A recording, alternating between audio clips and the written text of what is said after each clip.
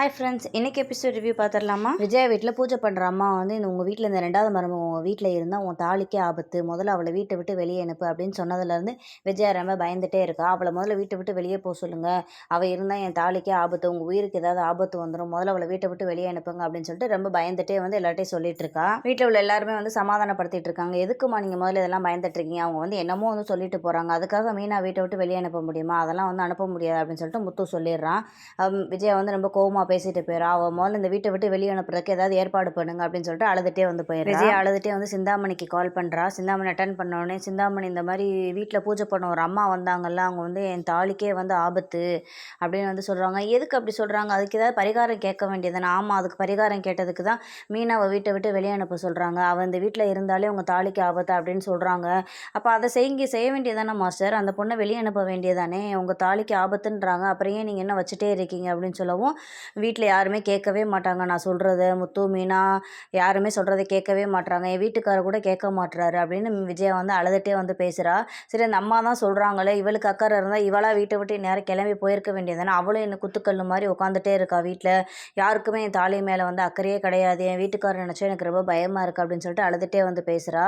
அந்த அம்மா சொன்னதெல்லாம் உண்மையாலே நடக்குமா, அந்த அந்த அம்மா சும்மா சொல்கிறாங்களா அப்படின்ற மாதிரி விஜயை கேட்குறா. இல்லை மாஸ்டர், அந்த அம்மா என்ன சொன்னாலும் அப்படியே நடக்கும், நீங்கள் வேணால் நாளைக்கு என் கூட கோயிலுக்கு வாங்க, நான் உங்களுக்கு அங்கே நிரூபித்து காட்டுறேன், முதல்ல மீனா வெளியே அனுப்புறதை பாருங்கள், அப்போ தான் உங்கள் தாலிக்கு வந்து நல்லது அப்படின்ற மாதிரி சிந்தாமணி வந்து விஜயாவை ரொம்ப ஏற்றி விட்றா. விஜயா ஃபோனை வச்சதுக்கப்புறம் சிந்தாமணி பேசிக்கிறா. அவளா மீனா எப்படி என்ன ஆட்டம் போட்ட, இருடி உன்னை அந்த வீட்டை விட்டு வெளியே அனுப்புகிறேன், இரு அப்படின்னு சொல்லிட்டு சிந்தாமணி பேசிகிட்டு இருக்கா. விஜயா ரூம்குள்ள உட்காந்து அழுதுட்டு இருக்கிறத பார்த்து மனோஜ் அப்போ தான் வர்றான். என்னம்மா ஏமா அப்படி அழுதுட்டு இருக்கீங்க, பாடுறா என் தாலியை பற்றி யாருக்குமே கவலையே இல்லை, உங்கள் அப்பாவை பற்றி யாராவது யோசிக்கிறாங்களா, அவர் உயிருக்கே ஆபத்து வரும்னு அந்த ஜோசியக்கார அம்மா சொல்லிட்டு போயிருக்கு, வீட்டில் யாராவது கண்டுக்கிறாங்களா, எதை சொன்னாலும் கேட்கவே மாட்றாங்க, அந்த மீனா வீட்டை விட்டு வெளியே போக மாட்றா, நான் என்ன பண்ணுறதுன்னு தெரியலடா, பயமாக இருக்குது அப்படின்ற மாதிரி விஜயா மனோஜ்கிட்ட சொல்லிட்டு இருக்கா.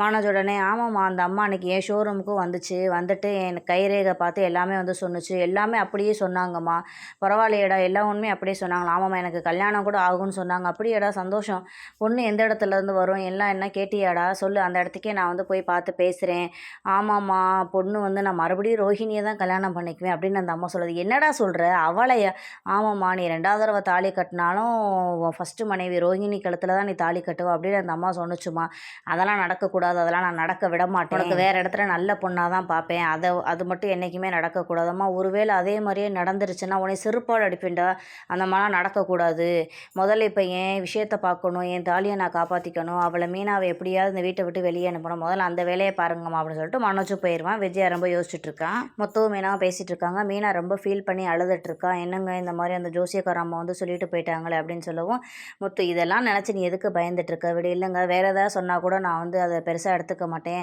ஆனால் மாமா உயிருக்கே ஆபத்து அப்படின்னு அந்த அம்மா வந்து சொல்லிட்டு போயிருக்காங்க, அதனால தான் எனக்கு ரொம்ப யோசனையாக இருக்குது அப்படின்னு மீனா வந்து ரொம்ப ஃபீல் பண்ணி பேசிகிட்டு இருக்கா. இதெல்லாம் விடு, அவங்க சும்மா நம்ம வீட்டு கதை எல்லாத்துக்குமே தெரியும், அதை எல்லாத்தையும் தெரிஞ்சுக்கிட்டு தான் அந்த அம்மா இந்த மாதிரி வந்து பேசிகிட்டு இருக்கு, விடு இதெல்லாம் ஒன்று நீ வந்து ஃபீல் பண்ணிகிட்டு இருக்காது அப்படின்னு சொல்லிட்டு முத்து வந்து ஆறுதலாக சொல்லிட்டு இருக்கான். இதோட இன்னைக்கு எபிசோட் ரிவ்யூ முடியுது. நெக்ஸ்ட் எபிசோட் ரிவ்யூவில் பார்க்கலாம். பாய்.